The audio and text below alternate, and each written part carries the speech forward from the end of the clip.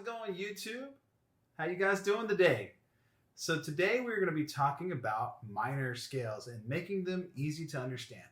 So when it comes to minor scales, there's only 3 different patterns you need to worry about, okay? I'm going to show you all 3 today, and then I'm going to show you how you can do some exercises to work them into different octaves and learn how to use them, okay?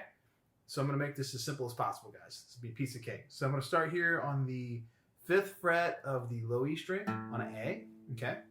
And our first pattern is going to look like this. You're going to go first finger, third finger, pinky, first finger, third finger, pinky, first finger, third finger. So that's A, B, C, D, E, F, G, A. Cool. That's our first pattern, okay? Our second pattern looks like this. You start on your middle finger, okay? And you go second finger, fourth finger, first finger to the 3rd fret, second finger, 4th finger, first finger to the 3rd fret on the D string, second finger, 4th finger. So it's like 2, 4, 1, 2, 4, 1, 2, 4. So it sounds the same as this one, this first pattern, but it's a different fingering. Cool. All right, so we have one pattern with our first finger, one pattern that starts from our middle finger, okay?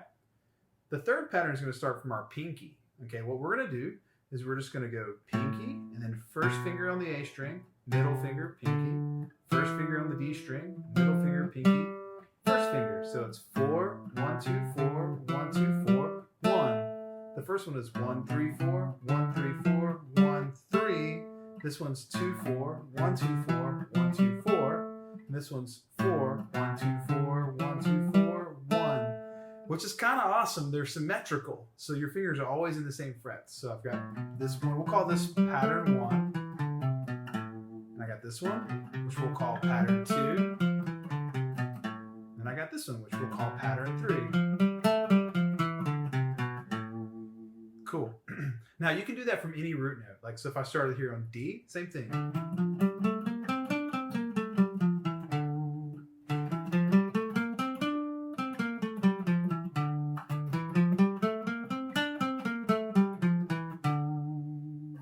So you can do that from any given root note. Now, once you have the patterns down on the low E string, you want to try to move them to each string. Let's do it one pattern at a time. So I'm going to take this A right here.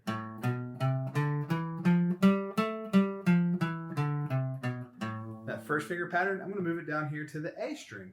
Then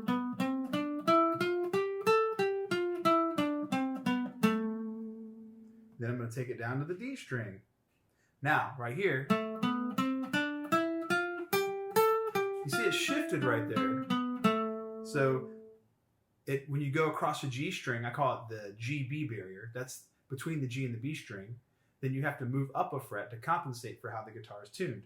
If you don't understand the G-B barrier, we have a whole other video for you just on that. So this pattern looks like this. And you move up right here.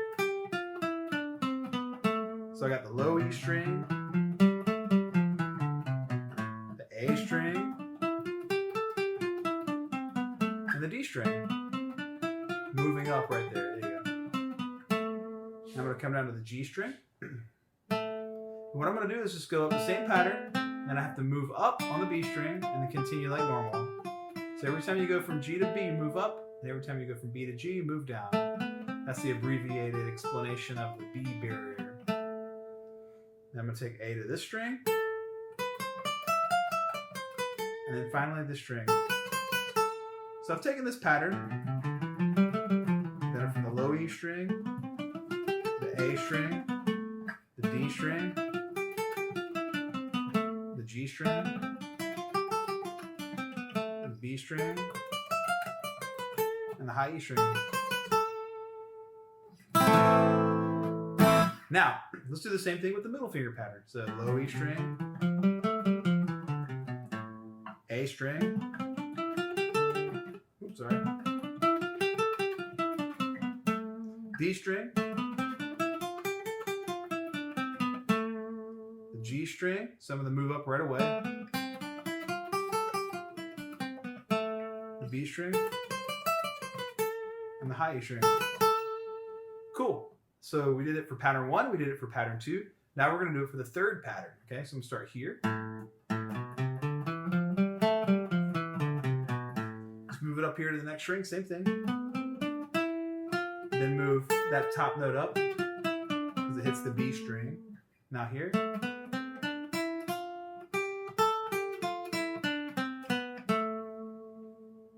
And then from here, I'm going to probably move it up to this A so I can have some room. Now here on the B string. And then can't really do anything for the pinky on the high E. So what I've done is I've taken the patterns. The first thing you do is you memorize them.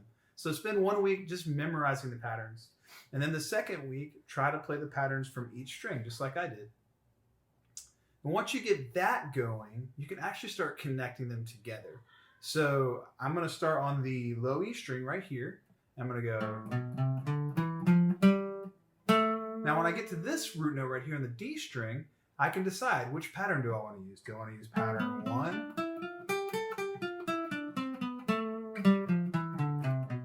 That's kind of neat. So I go pattern 1 to pattern 1.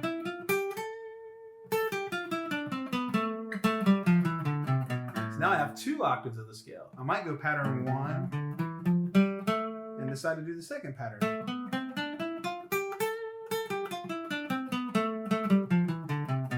That's kind of cool. It gives me like a 3-note per string thing.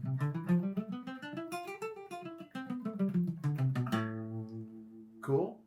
Or I could go pattern 1 to pattern 3.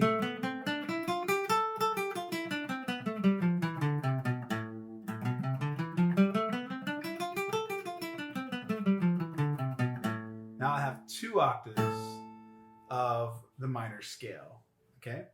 So then you could start on the low E string with maybe the second pattern. And you'll see naturally I land on my pinky here, so I might just go right into pattern 3.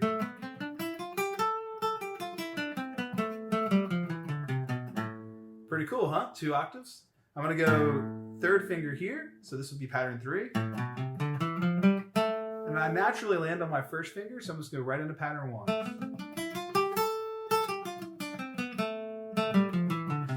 So that's 3, 1, 1, 3.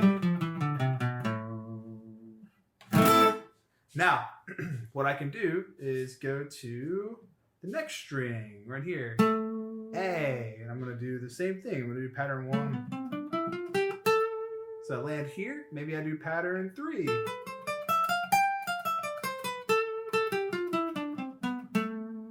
And then middle finger here. And my pinky again, so I'll go pattern 3.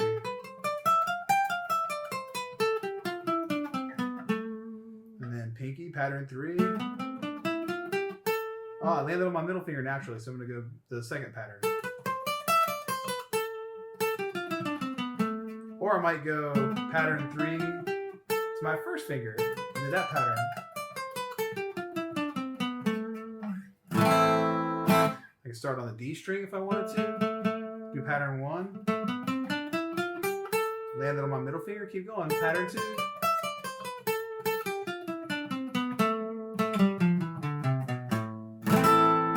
So the point is you start trying to connect these patterns together, and then you ended up with these composite patterns of 2 octaves of the minor scale. And that by itself will give you like a good bit of like mastery of the minor scale over the guitar neck. Now, what do you do with it from there? Okay, well, I'm glad you asked. One of the things you can do is you can take the scale and jam with it like over any key. So if someone comes to you and they're doing a jam, they're like, hey, I'm doing Long Train Running, which is, I don't know why I picked this song, but hey, it's in G minor. It's like,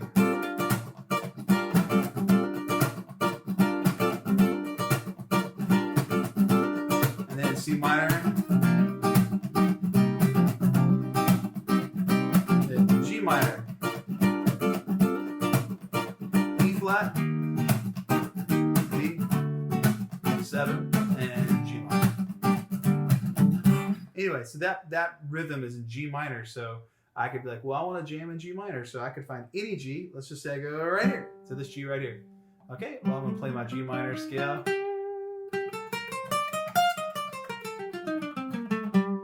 So now I can use that to jam.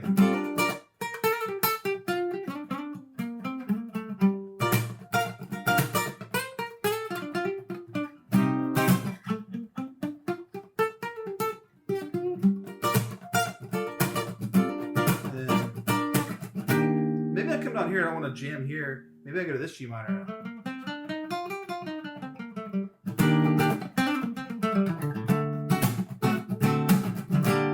Now this G minor.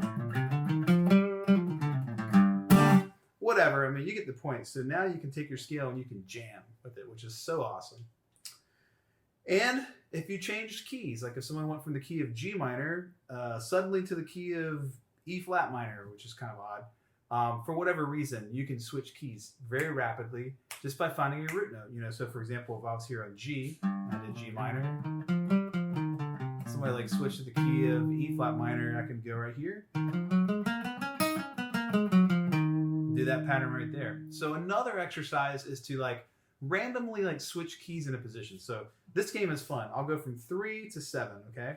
So when I do a position game, I'll start like on a number like 3 and I'll add 4 to it. So 3 to 7, I'll keep myself locked in a position and I'll play a scale like G minor. And just play like the octaves of it all the way as high as you can. And then I'll just call it a random note like B. So here's B right here. And so I wouldn't go to this B because that would be in the 2nd fret. I don't want to go behind 3. I don't want to go past 7. So my rules are I can go between 3 and 7. So here's a B right here. I'll just go to B minor all the way up.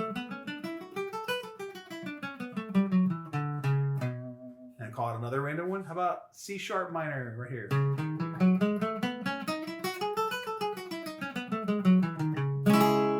How about A flat minor?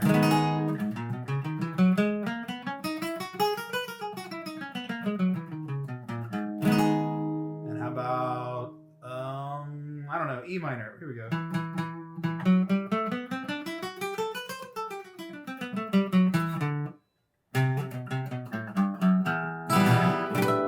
So you get the idea. Essentially, I'm just using those patterns and putting them together. Clearly, I've got it mastered, so it comes really easy for me. I know it may look like, whoa, it's really fast, slow down. But if you take each part of the video that I just showed you, you start with the basic patterns of your minor shapes, and you do those, and you get those down where you memorize them really well just from one root note on the low E string and just get them so they're like second nature. And then you start moving them to the next strings one at a time to each root note. Get really familiar with those patterns on each string. And then you start connecting them together in octaves and working them in positions like all over the neck so that you're really comfortable with these scales. Then you can do anything you want with them. And you can jam with them, you can change keys with them, you can create with them, you can make melodies with them. I believe I did a video recently where I showed you guys Song of Storms by the Legend of Zelda soundtrack on Ocarina of Time in D minor. And they use the minor scales in that scale, in that song. So, make sure to check that out. Anyway, guys, I hope this gives you a very brief and simple and comprehensive understanding of minor scales.